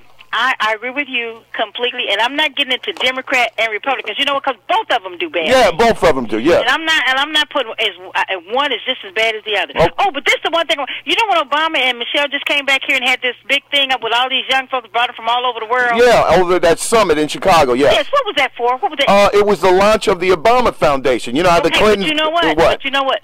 Keep your eye on that because I was looking back in some books written by Obama, and he always started with this grassroots thing for change. Yes. Grassroots things for change. And I'm telling you, these young people, there's something in the works, and I feel like it may be for the betterment because he is really trying to encourage young people to get involved in process. Yeah. Because it's important. It is. You can't just sit on the sidelines and wish things to happen. You're going to have to be able to get inside and make changes on the inside. You can't stand on the side of the road and make changes. We're talking about changes that need to be made to our economy, to healthcare, to the environment. You're going to have some people on the inside that have some sense. I agree. And not be forced by the person at the head to keep a job. Right. You got to be able to know what's going on, and then too because you have a lot of people now. You can really talk about this tax thing. Yeah. But you know what? It's just such a shame. Every one of them up there in Washington are rich. Yeah. None of them are in the plight of the poor, and the plight of the people who really do need health care, really do need these things. But they're not going to be affected by it. No. They're not going to be affected not one little bit by what changes that they make. And I think that's why they had it was a big uproar, I think, up there in Washington, people protesting against this bill. Yeah, there are a number of people. It's not good. I don't think it's good for the economy. I don't think it's good for people, especially people in the bottom half of the spectrum. Because what it's going to be doing to the deficit, and it's going to explode it. Doing to the people at the bottom, not the people at the top. They're going to be virtually unaffected. Well said, Ms. Court. Thank you. Thank you very much. And she's right. I mean, the House bill was was a lot more nonsense. I know earlier today on the Breakfast Club I was talking about the taxes, and I'm somebody. It's going to happen. I just want a simpler tax code. I'm not saying that any of these. This effort on behalf of Congress to get this tax thing is about trying to get a win. The Republicans have been in power for about a year with unanimous consent, and what I mean by consent is the numbers across the board. They got the White House, they got the Senate, they got the House of Representatives, and they have been unable to get any piece of legislation passed. And so there is a clock ticking. Why? Because in 2018, a lot of these guys are going to go back to their districts, and there's going to be somebody's posters on the wall running against them, saying, I'm coming after your job, vote for such and such, this guy can't get things done. It might be, and a lot of times, when you got these wild cards like Steve Bannon, the Koch brothers and things like that, a lot of times it'll be in your own primary. You're over here, you're a sitting Republican, you're coming back home, and next thing you know, some guy down the street named Barney is running against you, and oh, by the way, he's got money. So these guys are trying their best to get their names ascribed to doing something before this anti-Trump tide comes out here. And I don't think this midterm thing coming out, and we're going to talk a little bit about tomorrow on Free Fall Friday, is going to have a lot to do with the Democrats necessarily bringing people back into the fold, because survey, a new poll that was released earlier today, and it was a poll on millennials, and 71% of millennials say that, listen, I am very political, I'm interested in politics, I'm just not a Republican or a Democrat. I hate both of them. These are my parents' parties. We need a third party in this country. And if it's ever going to happen, it's going to be probably from these guys. And so while there are people out here that might think that there's going to be a good part of the electorate that's lulled into sleep and might not show up, and the Democrats can't seem to win these little, what did they have, 3 runoffs since the president, one of the more unpopular presidents in history has been in office, and they couldn't take out one Republican. They couldn't win one of the runoffs. The Democrats are a mess. They've got problems. But do not take that for granted to assume that these independent millennials who are sitting back, paying attention, and not just the millennials, people my age, people, even older people who have just checked out of the party politics, are not sitting back in the cut waiting for the election and saying, you know what, we're going to vote for a Democrat in here because I'm getting this guy out of here. We want more, more checks and balances in Congress. So, I think that there is a very real, this is why this tax thing is being pushed through. The Republicans are desperate. They got to have something right now before these guys go back home and say, well, we was, and they're like, are you out of your mind? You've been here, you got a president, you got a Senate, you got the House, and you all can't pass one thing. Couldn't even repeal the thing you campaigned on, repealing Obamacare. All right, 35 minutes after that, I'm going to go to the phone. You know what? I'll tell you what. I'm going to get it out of the way right now, and then that way we can let me just go ahead and talk about this taxes. Then we got our last break coming up, and then we're going to go ahead and go straight to the phones to the top of the hour. First of all, the tax bill, of course, they passed the bill before the tax right. It's already been, let's just start off here. All income groups under this Senate bill would see their after-tax incomes rise on average in the first couple of years. But here's the deal. The benefits for the middle and low-income groups actually diminish. So it's a little bit of magic. At the very beginning of this thing, when it kicks in, pretty much everybody across the board is going to get some type of more money in your pocket after taxes. But then after that, it's going to phase out. After that, it's going to change and pretty much disappear, meaning groups' after-tax incomes would drop on average due to some things that will be kicking in. Now, let me just go through quickly, because before we get this last break, about some of the changes that are going to be in this tax code for individuals. First of all, we've talked about this before. There are 7 brackets in today's individual tax code as we speak. The 10%, the 15%, the 25%, the 28%, the 33%, the 35%, and then, of course, the 39.6%. Now, the Senate bill is asking that those 7 brackets kind of be changed. And here's what they're going to do. They want 4 brackets now. They want 10%. The people in the 10% income bracket are those who have it. Well, here's what it is. Here's the rates on taxable income in these brackets. The 10% income up to $9,525 will be taxed for individuals, $19,050 for married couples who are filing jointly. In the 12% group, people over $9,525 all the way to $38,700 will be taxed 12%. Now, if you're over $19,050, all the way up to $77,400 for couples. The 22% bracket, that's the tax rate that they're going to have, and this is for people who make over $38,700 all the way up to $70,000. And then if you're filing as a couple, you obviously will have to make over $77,400 all the way up to $140,000. And then, of course, the 24% tax rate. This kicks in for people who make over $70,000 all the way up to $160,000. And then, of course, $140,000 for joint couples, for joint filing couples, all the way up to $320,000. And then the 32% tax rate is for people who make over $160,000 all the way up to $200,000. And then if you're filing jointly, $320,000 all the way up to $400,000. The 35% tax rate is for people who are making over $200,000 all the way up to $500,000. And then if you're $1 million for couples. Now, this is actually 7 brackets still as the original tax code. And I was getting confused, but the House bill, and remember we talked about this, only had 4 tax rate brackets. That was the 12%, the 25%, the 35%, and the 39.6%. This one in the Senate that looks like it's likely going to pass has 7. So it stays at 7.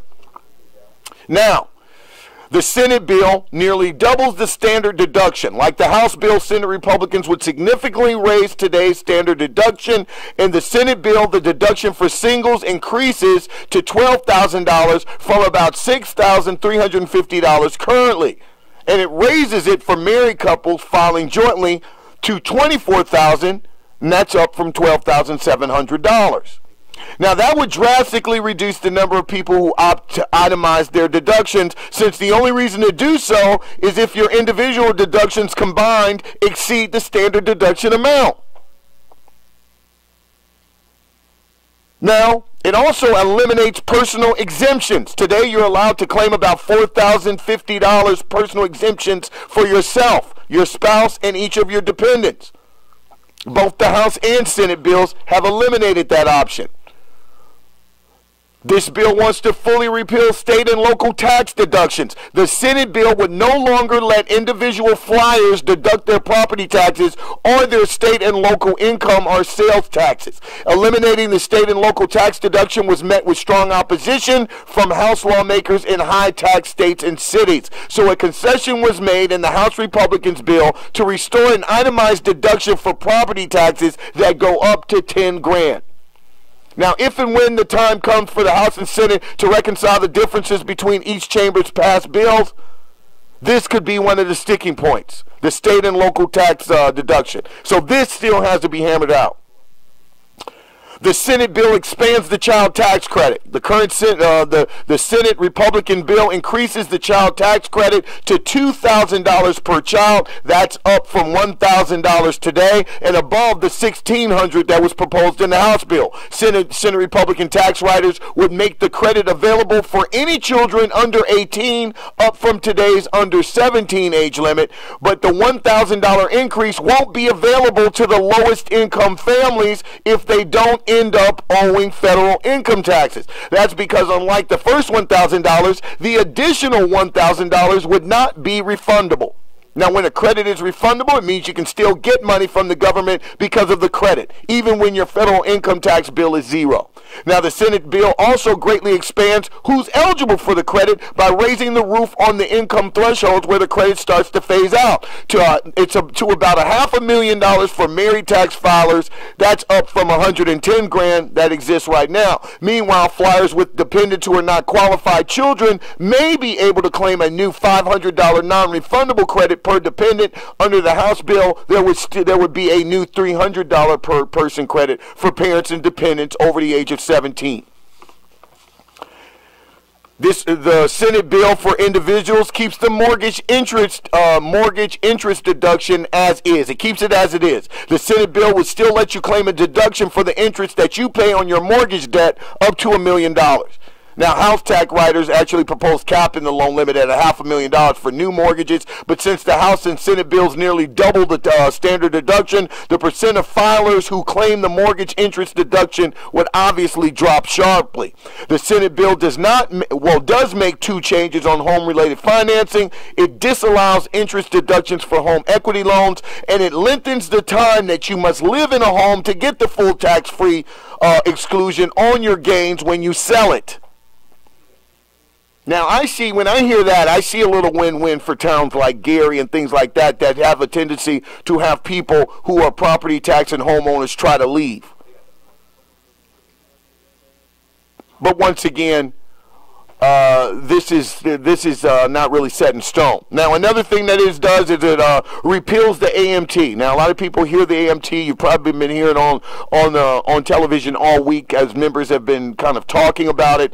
That is the alternative tax. Now, it was originally in turn intended to ensure the richest tax filers pay at least some taxes by disallowing many tax breaks. Most typically hit filers making between $200,000 and $1 million today. Guess what? They're repealing it. So rich don't have to pay anything if they get away with it. The Senate tax bill preserves the estate tax, but exempts almost everybody.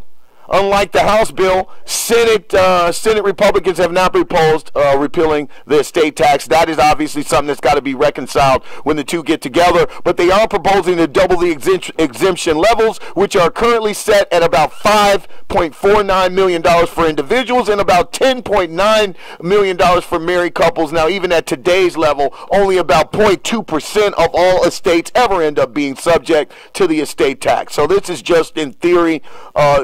None of this really, the estate tax has been so irrelevant for years, it's not even funny. But it is a political football that I always hear about it, but I rarely hear about people who have really had to pay estate taxes. The Senate bill increases teacher deduction. Teachers who buy their own supplies for the classroom may deduct up to $250 today. If the Senate bill passes, they will double that amount to $500. That's good news for teachers. The House bill, I told you they're crazy over in the House of Representatives. They want to eliminate it, period. You knew what you were getting into. Buy the toilet paper. And then finally, for individuals, the tax bill repeals the individual mandate to buy health insurance. Now, the repeal is intended as a way to self-destruct the Affordable Care Act. There's no other way to put it. I'm not going to sugarcoat it with their wording.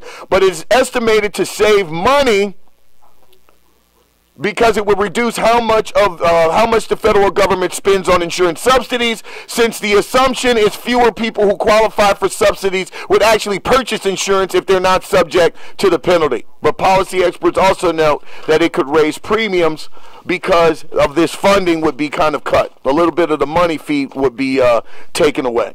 So those are coming to some of the key points in the Senate Republican bill as it relates to individuals. I haven't even gotten into some of the nonsense that they're proposing. Like I always say on the show, the Senate is a little bit more, they're like, a little bit more practical than the House. The House is just a bunch of hyperactive people who are rising on a tide. They got to go back home in 2 years and run again. So they're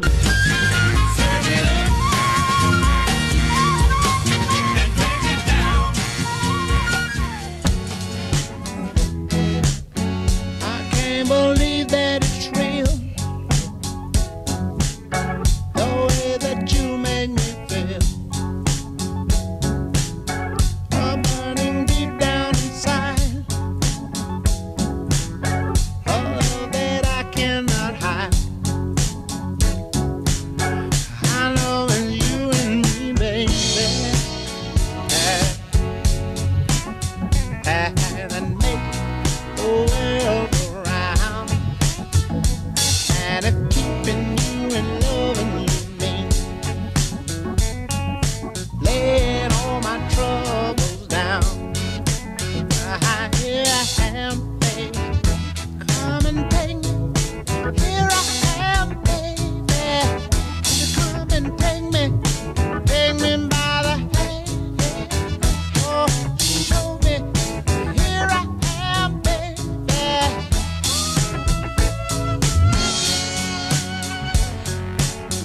It always ends up this way. Me begging you every day.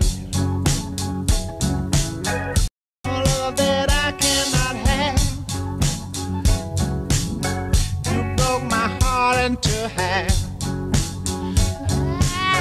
I know it's you and me, baby. That make the world go round. Keeping you and loving you, me. Laying all my troubles down. Yeah, baby. Come and take me. Here I am, baby. You come and take me. Take me by the hand. Yeah. I squeeze it. Here I am, baby.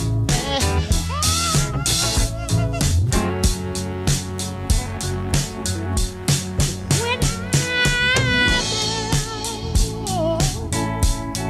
I can always call you for a helping hand. I know you'll do the best you can,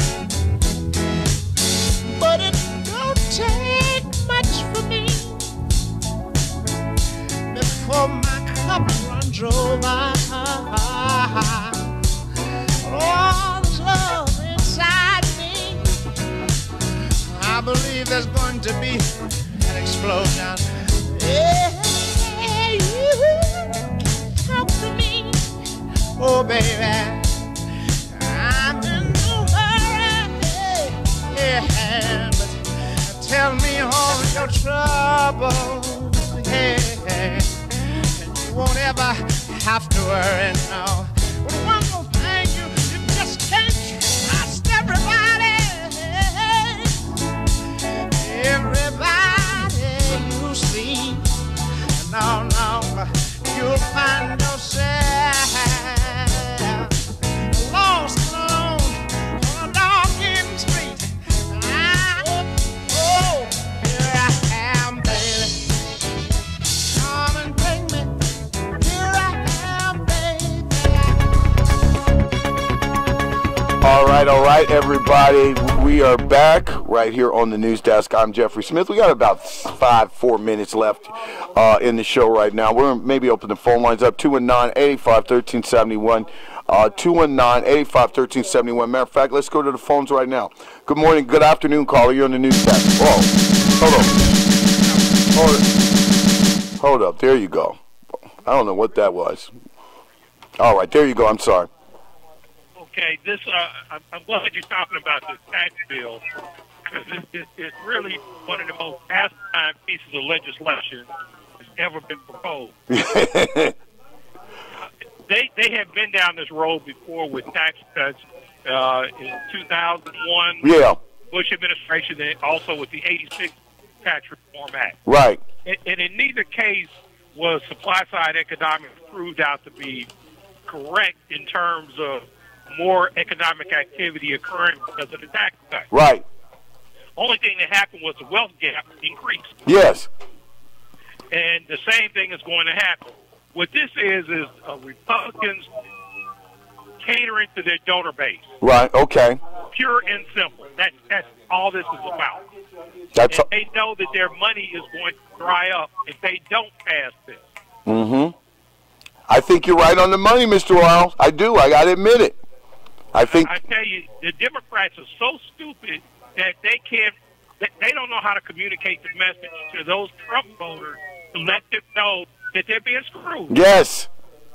I agree with you totally. And thanks, Mr. Lowry. I get ready to get out of here. I think it's on the money. Listen, I'm a Republican. I'm telling you, is that the more I read about the tax plan and things like that, this is real stuff. And as far as my family, our household is concerned, I'm not going to benefit from this whatsoever. My whole thing that I had a couple of things that during the campaign, during the political debates, when people were running and all these candidates were out there and everybody was talking tax reform and things like that. The one thing that I've always been concerned about for tax reform is I've always wanted something that would be a stimulus for, let's say, the middle. I know middle America is such a general term, but I'd like to see a lot more investment. And what I mean by that is investment in the form of even tax credits to allow individuals to kind of possibly have their money be able to work for them, and thus allow people in the middle income brackets to start possibly adding wealth on to themselves and their family. This kills wealth. And I have to agree with Mr. Lyles, is that it enhances wealth of the people at the very top, because after a while, this little mirage that they create at the very beginning, in which everybody's going to look like they're getting a little bit more money in your pocket, is going to be absorbed in like year two. So it's a mirage, and it doesn't matter if you're Republican or Democrat, whatever. It's bad. It's bad for a country and I'm not an economist or anything like that, but it's bad for a country and an economy that right now is begging to have people put more money into their pockets, because with this online thing and the fact that, Amazon, for instance, had the biggest Cyber Monday ever, and they've been doing this thing for years. The economy is begging for people to have more money in their pockets to start spending it. And somehow the geniuses are refusing to give them put money back in the family's pockets. This thing, and people are begging to spend some money. They just need it first. We're paying too many taxes. I mean, the state, the local, and then on top of that, and I don't blame the Republican guys who come from states like New York, California, and things like that. You have to allow the local state deduction to be in there. And they're going to probably hammer it out. I don't see them getting away. You got to keep it. But in my very amateurish observations of the economy, and I watch Fox Business and CNBC, that's kind of what I watch when I kind of get home to kind of decompress. The market is basically begging for some look and some way to get money into people's pockets, because this thing is ready to explode. People are ready to purchase stuff, just don't have loot in their pocket. That's my philosophy. That's why I'm always a little hesitant about taxes and things like that. I just I understand you got to pay for basic services, you got to keep the lights on and all that kind of stuff. But I personally believe that when people have money in their pocket, they tend to do better things that help us out in the long run. Just stop trying to have the government force people to are going into people's wallets and families' wallets, to the point where you're killing spending, and thus that starts to bring in the recession. Because if people figure like, we just need to bunker down right now, we can't go afford to do this, then that affects the market. You gotta listen, when people get $100 or $50 back in their pocket, you know what they're gonna go do? They're gonna go spend it. And that is what the economy helps. That's what helps the economy. 57 minutes after the hour right now. Let's go ahead and get ready to get out of here. I want to thank everybody, of course, who participated in the show today, and, of course, those who are listening. We always appreciate that. Tell you what, coming up next, I'm going to turn it over to regularly scheduled program, and that's going to take you all the way to 5 o'clock when the Region Roundup's going to be here to tell you about some of the things going on in the region. And then after that, it's the Thursday night edition of Issues and Answers, the community roundtable in which people from all different walks of life and backgrounds get together. They're going to talk about a lot of topical topics, and then they're going to invite you, the public, to participate as well. And then after that, we have our evening programming that, of course, sends you to our overnight programming with some of that great sweet soul music so many of you love on this station. And that's going to take you to 6 o'clock when we will be here for the Breakfast Club. Latrice and myself will be here to get your morning started with some a little bit of music, a little bit, and some conversation. And, of course, after that, it's most certainly true. Pastor Dale and company get together, and they tell you about some of the great stuff going on, and they kind of tell you that through the Word. And then at 10 o'clock, it's going to be Natalie on with Bridging the Community Gap, where she kind of spotlights people doing things in communities all across the region, the globe, and different places, one person at a time. And then after that, we're going to have some mid-morning programming, and then that's going to take you, of course, right back here to Free Fall Friday on the news desk. With that being said, everybody have a great afternoon. I'll talk to you tomorrow. We're out of here.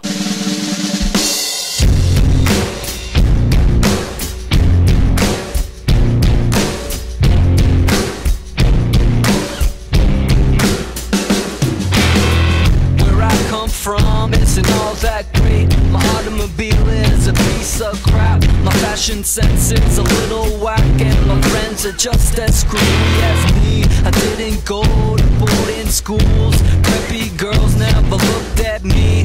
Why should they? I ain't nobody, got nothing in my pocket. Beverly Hills, that's where I want to be. Feel the way just gotta let you know, in case you didn't know, I think you're wonderful. There's this thing you do to me, that makes me weak. Baby, I think you're wonderful. Questioning what this is, if it's sugar to be true. I don't wanna fool myself, 'cause I'm falling hard for you. Giving me that old school love, saying I'm the only one, showing me in so many ways that you're crazy for me. Oh, baby, finding it hard to breathe, 'cause I just can't believe feeling me like I'm feeling you. I had to pinch myself, 'cause nobody else gave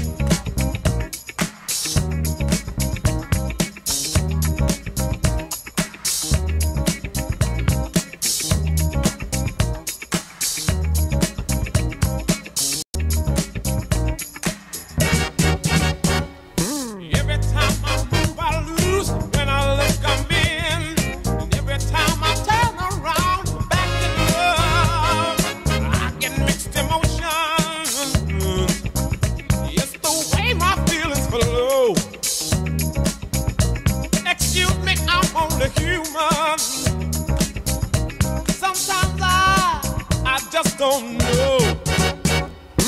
Every time I move, I lose. When I look, I'm in.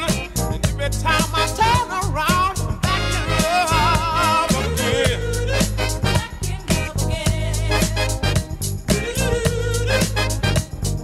Back in love. When you put your arms around me, I feel so satisfied. I want to love you forever. I can't decide. Every time I move, I lose. When I look, I'm in. Every time I turn around, I'm back in love again. Right back in love again. All right. Seems like back in love again.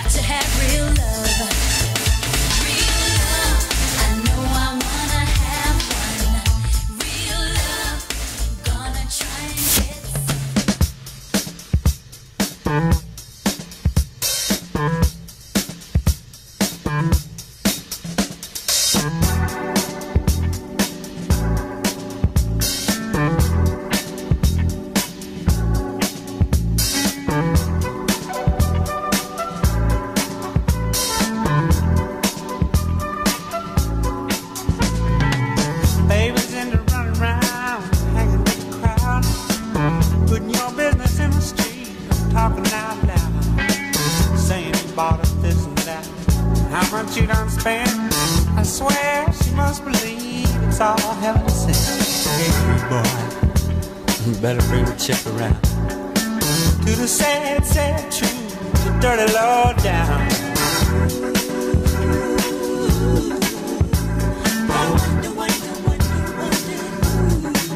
Taught her how to talk like that.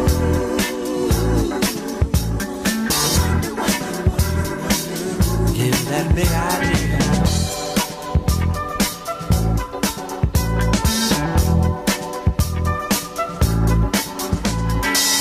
Nothing you can't handle, nothing you ain't got.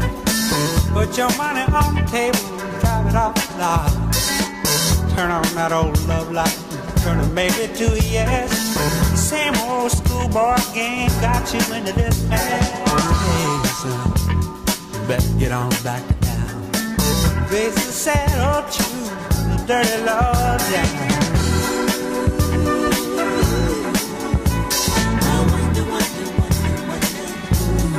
Put those ideas in your head.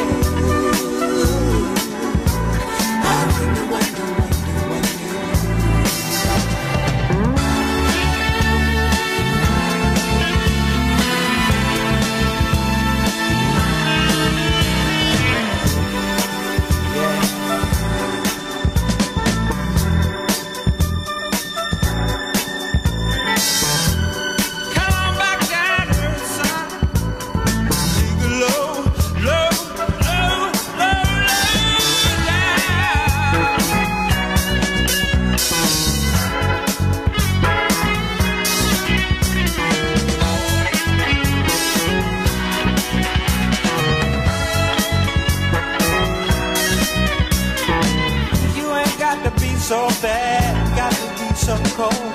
This dog eat dog existence surely getting old. Got to have a Jones for this, Jones for that. This running with the Joneses, boy, just ain't where it's at. You're gonna come back around to the sad, sad truth, the dirty law down.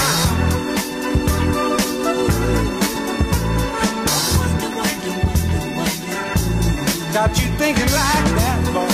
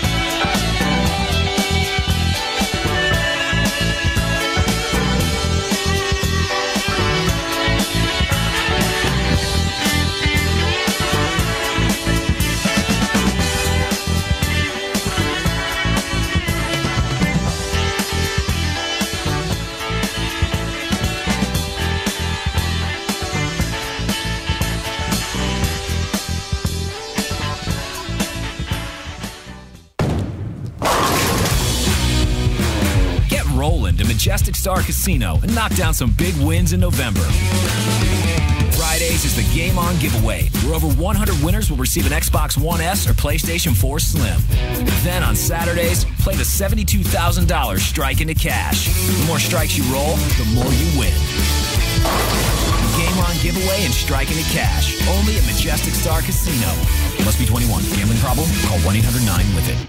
Keep up to date with news throughout the day. Visit us on our Facebook page at WLTH 1370 AM and on our website at WLTH1370.net. Need a tow? Call Benny's Towing Service at 219-944-1404. Day or night? Rain, shine, sleet or snow. Call Benny's if you need a tow. Also, if you have a business, housing complex, or any other private property and you need no parking signs, call Benny's Towing and they will provide no parking signs free of charge. Call Kay at 219-944-1404. Rain, shine, sleet or snow.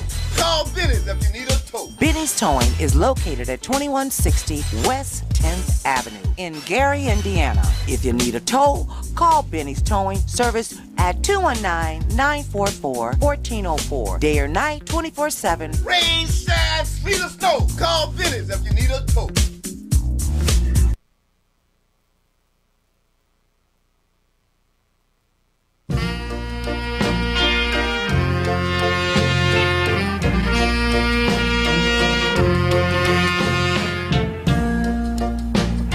In my heart,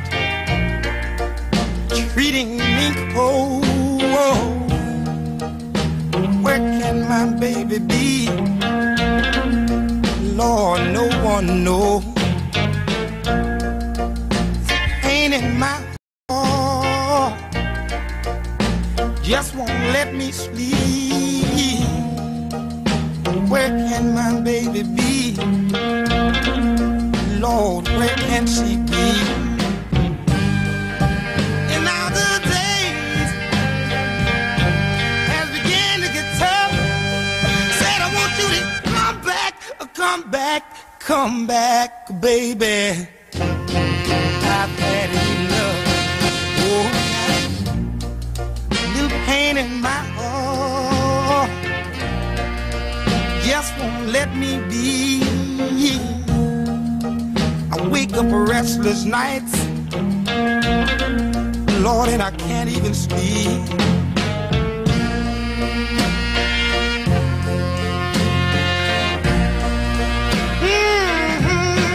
Yeah.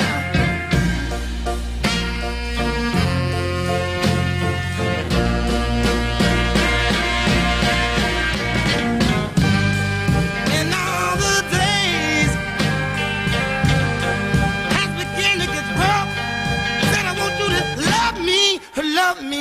love me, baby, until I get enough. Whoa. Pain in my heart, a little pain in my heart, pain in my heart, little pain in my heart, treating me cold.